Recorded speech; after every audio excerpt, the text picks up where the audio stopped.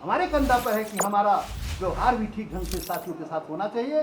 Party का जो अभी जो दो धार दिख रहा है, विभाजन तो हम नहीं कहे, अभी विभाजन तो ऐसा हुआ नहीं है, लेकिन कभी कुछ हो जाता है, दूसरी बात है, लेकिन वो भी समय पर अभी हम लोग उसको हम करेंगे। जनता समाजवादी पार्टी आपकी है, जनता समाजवादी पार्टी आपकी रहेगी। तो अंतिम में निर्दोष को बचाने के लिए अगर दोषी लोगों को भी छोड़ना पड़ेगा। मधेश के लोगों को जो है ठगा गया है नागरिकता के मामले में और विभेद किया गया है। हो जाएगा।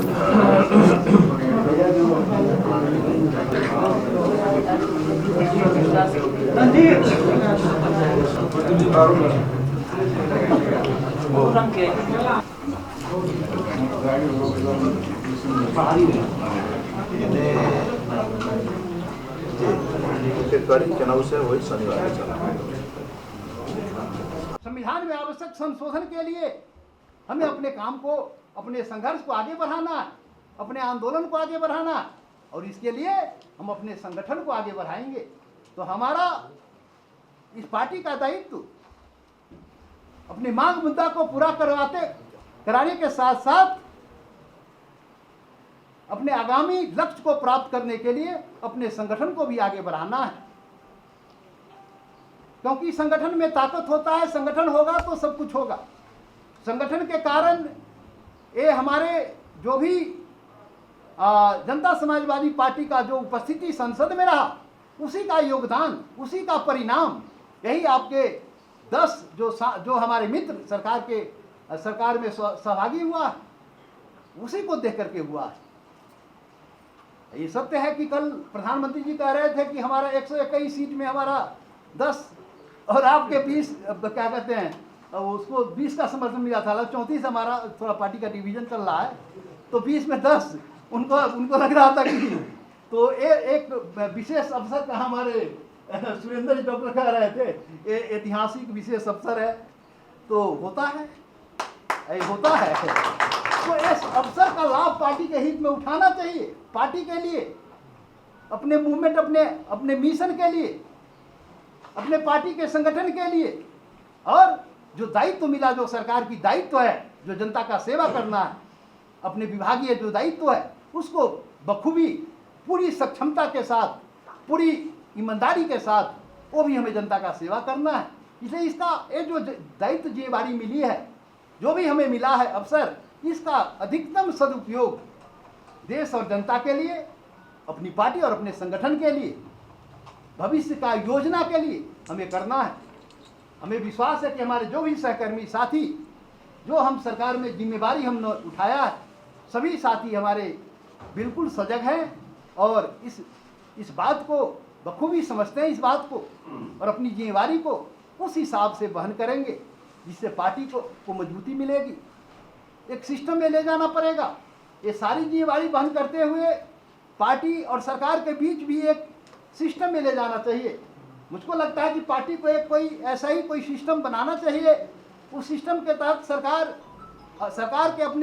से उसका संबंध कैसे हो, उससे कैसे अपने बात को, जनता का काम लगाए, जो भी काम या जो भी समस्याएं हैं उसको कैसे पहुंचाए, इसके लिए कोई एक मैकेनिज्म, कोई सिस्टम पार्टी को बनाने की ज़रूरत है। मुझको लगता है बनाया जाएगा, और उसके माध्यम से पार्टी की आवाज़ सरकार तक पहुँचे, क्या कहते हैं, मंत्री तक पहुँचे। इसके लिए भी हमें एक पद्धति का निर्माण हमें करना चाहिए। सरकार में जाने के बाद लोग अहंकारी हो जाता है, निरंकुश हो जाता है, और उसका पतन का शुरुआत वहीं से हो जाता है। मेरा विश्वास है सरकार में जाने के बाद नरम होना चाहिए। सरकार में जाने के बाद गरम नहीं, नरम होना चाहिए। सरकार में जाने के बाद उसकी जिम्मेदारी और बढ़ जाती है। जो जितना बड़ा होता है उतना ही ज़्यादा झुकना भी पड़ता है, उतना उसको लगना पड़ता है। इस बात को ध्यान में हमें रखना चाहिए। इसलिए अपने साथियों का मान सम्मान, उनकी भावना का कदर हमें 24 घंटा हमें करते रहना चाहिए, और ये मान करके चलना चाहिए कि पार्टी है तो हम हैं, साथी है तो हम हैं, हमारी ताकत वही है। तो उस ताकत को हम बढ़ाने का काम करना चाहिए। और इस अवस्था में साथी को भी पार्टी के साथियों को भी ये अहंकार बिल्कुल नहीं होना चाहिए कि हमारी सरकार है तो हम जो चाहें वही कर ले। ऐसा भी चिंतन सोच नहीं बनाना चाहिए। देश में नियम कानून संविधान है, कुछ नियम कानून संविधान को तो हम लोग प्रतिकूल मानते हैं, उसको सुधार करने का तो काम कर ही रहे हैं, उसके लिए संघर्ष कर ही रहे हैं। लेकिन फिर भी जो भी नियम कानून संविधान जो भी है उस पद्धति को मानना पड़ता है, उसको मान करके चलना पड़ता है। कभी कभी सरकार में हाँ अपना मंत्री है तो काहे नहीं होगा, करना पड़ेगा। अरे भाई नियम कानून इजाजत देगा तब ना होगा, जबरदस्ती आपकी सरकार तो बस अब होना ही चाहिए, ये कैसे होगा? ऐसा नहीं हो सकता। इसलिए इस बात को ख्याल करना चाहिए। ये कभी कभी होता है कि अपना मंत्री नहीं होगा, कानून से होने वाला नहीं हो, मंत्री करेगा कैसे भाई? तो इस बात को भी कार्यकर्ताओं को ख्याल करना चाहिए। कभी कभी ऐसा होता है, नाराजगी हो जाती है, तो इस अवस्था में हमें समझाने की जरूरत है, भाई ऐसी व्यवस्था नहीं है। उसको समझाने समझ जाएगा ना, अरे समझाने सब समझेगा भाई, इसे समझाना चाहिए कि ऐसा नहीं है, इस काम को इस ढंग से हो सकता है या ये काम हो ही नहीं सकता है, ये कानून से नहीं मिलता, उसको समझा कर कहना चाहिए। इसलिए समझाने से समझ जाएगा। तो ये ढेर सारी बातें हैं जो हमारे कंधा पर है, जो खास करके जो जिम्मेवारी जो हम लोगों ने लिया हमारे कंधा पर है कि हमारा व्यवहार भी ठीक ढंग से साथियों के साथ होना चाहिए, जनता के साथ होना चाहिए, अपनी जिम्मेवारी वहन करते हुए क्या कहते हैं अपने मूल्य मान्यता, पार्टी का नीति सिद्धांत आदर्श और सरकार का जो भी दायित्व जिम्मेवारी जो मिला है सरकार की ओर से, सरकार का नियम कानून, सरकार का नीति कार्यक्रम, सारी बात को ध्यान में रख करके हमें अपनी दायित्व को निर्वाह करना चाहिए। और इसके लिए हमारे सभी साथी सक्षम है और हमारे अध्यक्ष जी का समय समय पर हमें मार्गदर्शन मिलते रहा है और आगामी दिन में भी हमें मार्गदर्शन मिलता रहेगा। और सभी साथियों का सरकार को भी सहयोग मिलेगा, सरकार के हमारे जो मंत्री लोग हैं हम सबको सहयोग आप लोगों का मिलेगा और हम लोग के तरफ से भी पूरे अपनी दायित्व को निर्वाह करने में हम पूरे सक्षमता के साथ आपके सहयोग से आगे बढ़ेंगे, ये मेरा विश्वास है। इसलिए अनिल जी शॉर्टे करना है ना क्या कहते हैं, थोड़ा लोगों को समझाने में आसान होता है, तो संगठन को भी हमें ध्यान देना पड़ेगा, अपनी नीति सिद्धांत आदर्शों को भी फैलाना पड़ेगा, पार्टी को मजबूत करना पड़ेगा और क्या कहते हैं अपने सरकारी जो दायित्व है उस दायित्व को भी हमें निर्वाह करना पड़ेगा। यही काम हम बखूबी के साथ हम निर्वाह करेंगे, आगे बढ़ेंगे। और आप सभी मित्रों को जो ऐतिहासिक ये क्षण जिम्मेवारी जो मिला है पार्टी को, इसका भरपूर पार्टी लाभ उठावे, पार्टी संगठन के लिए भरपूर लाभ उठावे। बाकी काम तो आप करेंगे, हम करेंगे ही, अपनी विभागीय काम तो करेंगे ही, सरकारी काम, लेकिन इसका पार्टी संगठन को हम कैसे मजबूत करेंगे, पार्टी को हम कैसे मजबूत कर पाएंगे। हमारी पार्टी के अंदर क्राइसिस चल रहा है, सबको पता है। वैधानिकता की बात है, वैधानिकता हम लेंगे, निर्वाचन आयोग से हम वैधानिकता लेंगे, है उसकी प्रक्रिया है, प्रक्रिया में हम प्रवेश करेंगे, प्रवेश हो भी चुका है। इस देश के अधिकांश rank and file, Janata Samajwadi party के अधिकांश रैंक एंड फाइल आपके साथ है, अधिकांश आपके साथ। मैं तो जो मायना किया मुझको 70% प्लस, उससे ज्यादा नेता कार्यकर्ता आपके साथ है, आपके संगठन के साथ है, क्योंकि आप मिशन से जुड़े हुए हैं, आप मिशन से, आप मांग मुद्दा से जुड़े हुए हैं। आज पूरे जाकर देखिए, ये सारा मांग मुद्दा जहां से उद्गम मधेश जब हुआ था आंदोलन, आज मधेश में जाकर देखिए, पूछिए सरकार, मधेश में तो सरकार का लोग नाम सुनना नहीं चाहता है। सरकार की बात कोई करता है तो निगेटिव, उल्टा वहां की जनता लेने की एक परंपरा है, सोच है। लेकिन आज जो आप सरकार में ज्वाइन किए हैं, इसका सकारात्मक ढंग से लोग व्याख्या कर रहे हैं, सकारात्मक रूप से लिया है कि नहीं, ये काम जनता समाजवादी पार्टी ने जनता का काम मांग मुद्दा को आगे बढ़ाया है और बाकी मांग मुद्दा के लिए सरकार में जाना चाहिए और विकास तो ठीक किया है, ये जनता कह रही है। यही एक हमारी पूंजी है, यही हमारी पूंजी है। जनता का भरोसा विश्वास हमने जीता है, इसलिए जनता समाजवादी पार्टी के अधिकांश नेता कार्यकर्ता और जन समर्थन इस पार्टी का जो अभी जो दो धार दिख रहा है, विभाजन तो हम नहीं कहे, अभी विभाजन तो ऐसा हुआ नहीं है, लेकिन विभाजित जो मनस्थिति दिख रहा है, इस विभाजित मनस्थिति में आपके साथ आपका जो जो जो जो जो आपकी अवस्था है मांग मुद्दा के साथ अधिकांश इस देश के क्या कहते हैं पार्टी के अधिकांश नेता कार्यकर्ता और समर्थक आपके साथ हैं। अब टेक्निकली कभी कुछ हो जाता है, दूसरी बात है, लेकिन वो भी समय पर वो भी हम लोग उसको हम करेंगे, जगह पर वो समय आने पर वो भी हम लोग करेंगे। इसलिए बिल्कुल जनता समाजवादी पार्टी आपकी है, जनता समाजवादी पार्टी आपकी रहेगी और निर्वाचन आयोग में बखूबी इसको हम अपनी मान्यता को स्थापित करेंगे। जनता समाजवादी पार्टी को क्या कहते हैं इसकी मान्यता को हम स्थापित करेंगे और हम आगे बढ़ेंगे। तो ये भी है एक पार्टी के अंदर का जो अवस्था है, उसमें अधिकतम लोगों को आप अपने साथ जोड़ने के लिए अच्छा से अच्छा काम करना पड़ेगा। अगला का जो गतिविधि है, क्रियाकलाप, हमें कहने की जरूरत नहीं है, वो जनता मूल्यांकन कर रही, सभी कह रहे हैं और वही देख करके सुन करके जनता अपना एक निर्णय ले रही है। पहाड़ में जनजातियों में तो मैं देख रहा हूँ, पहाड़ के जनजातियों में एक उभार है, पहाड़ के लोगों में एक उभार है आपके प्रति, क्योंकि मिशन यहाँ दिखता है, यहाँ मिशन दिखता है, इस मिशन यहाँ से पूरा हो सकता है। तो चौतरफी हिमालय पहाड़ तराई मधेश में भरोसा विश्वास यदि बढ़ा है तो महंत ठाकुर के नेतृत्व वाली जो पार्टी है जनता समाजवादी पार्टी, इस पार्टी के प्रति और इस भरोसा विश्वास को हमें कायम रखना चाहिए, हमें आगे बढ़ाना चाहिए।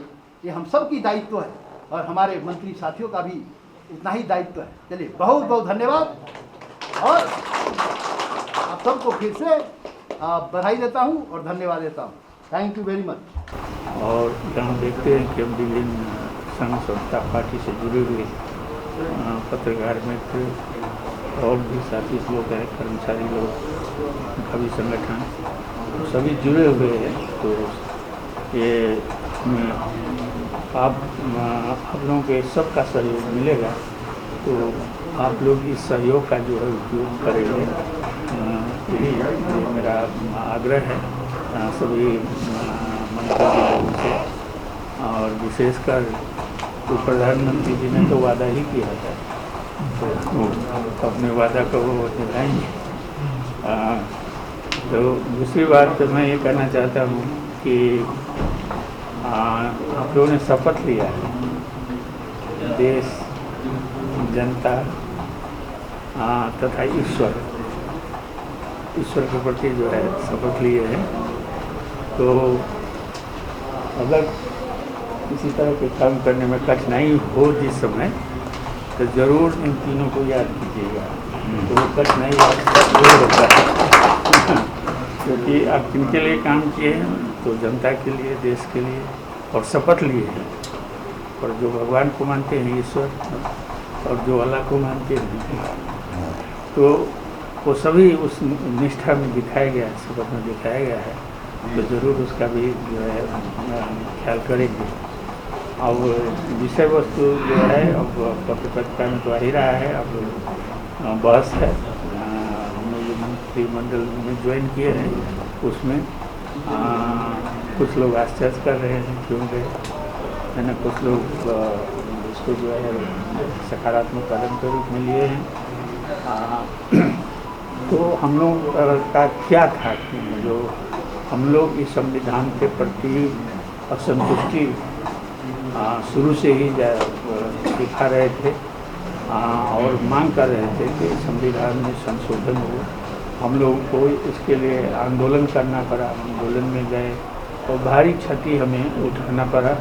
अभी भी हमारे दर्जनों लोग जो है वो जेल के सजाए भोग रहे हैं और कुछ लोग तारीख में हैं, यहाँ तक मंत्री लोग भी तारीख में हैं।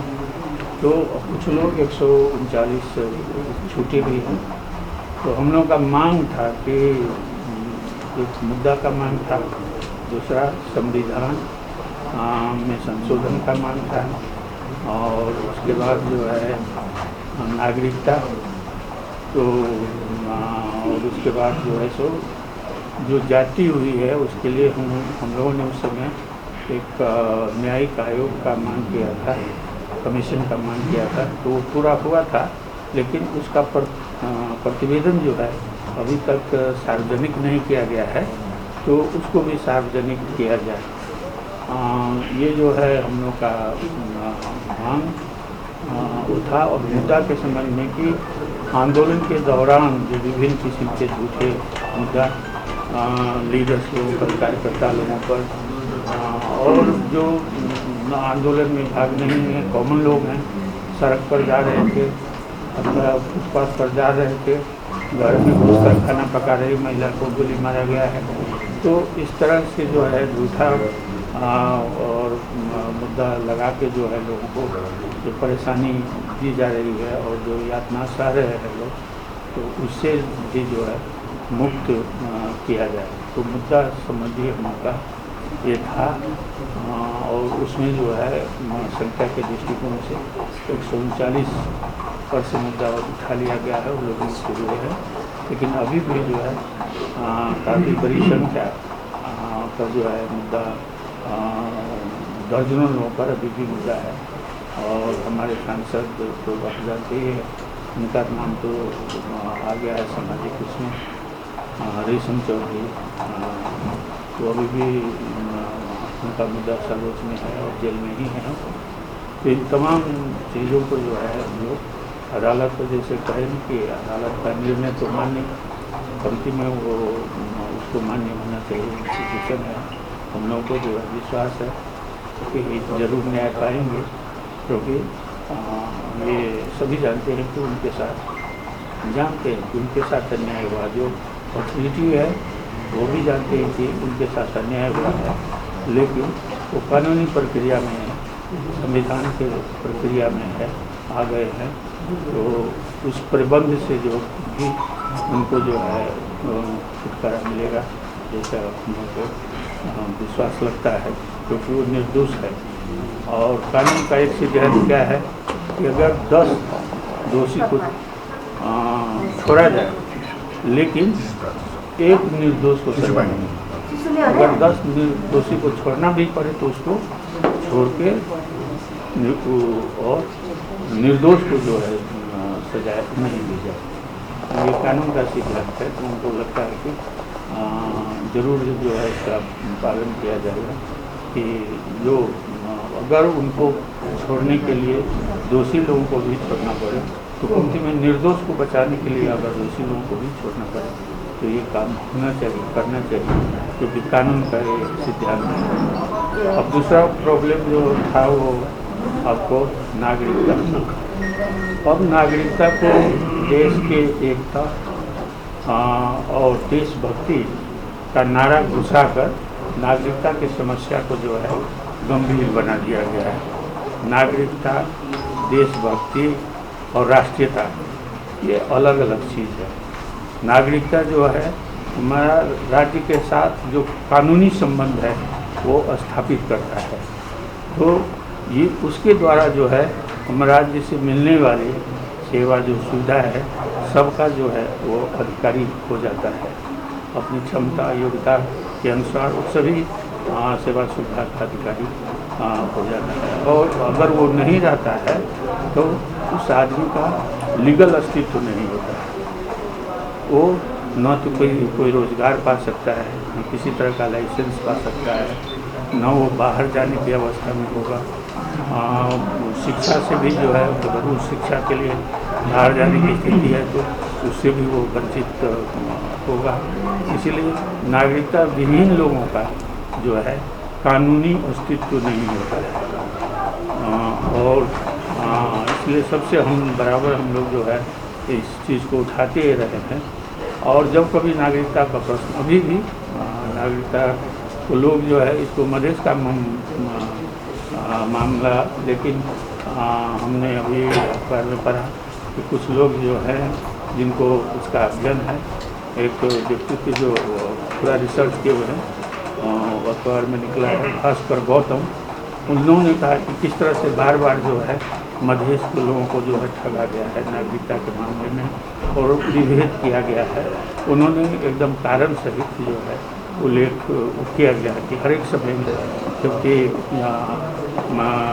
राजा महेंद्र के समय में जो राष्ट्रवाद का जो नारा दिया गया, उस नारा में जो है 5 तत्व था। एक तो राजतंत्र, दूसरा तत्व था एक भाषा, तीसरा तत्व था धर्म, चौथा तत्व था किस्म का पोशाक और पांचवा तत्व था शाह वंश का गौरवपूर्ण इतिहास। लेकिन अब उसमें बदलाव आया है, धर्मनिरपेक्षता हो गया है। एक धर्म जो मानी गई है संवैधानिक रूप में कि नेपाल जो है बहुधर्मीय देश है। यहाँ बहुत पुराना धर्म सब है, हिंदू है, मुस्लिम है, बौद्ध धर्मावलंबी है, जैन धर्मावलंबी है और प्रकृति पूजक लोग भी हैं। अपना अनुसार जो है सभी अपने धर्म के अनुसार जो है उसी तरह से तो अब राष्ट्रीयता का जो परिभाषित किया गया था जिस ढंग से वो जो है अब नहीं रहा।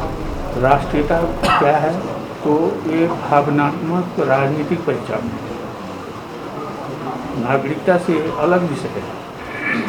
इसीलिए इस पे ये आपको जो है जब राष्ट्र की परिभाषा की जाती है, राष्ट्रीयता की परिभाषा की जाती है तो एक पहचान, आप कहाँ के रहने वाले हैं वहीं से शुरू होता है। आपको परिवार से ही आपका पहचान शुरू होता है ना। उसके बाद आप परिवार के बाद जो है आप जहाँ आप रहते हैं वो जगह का पहचान शुरू होता है।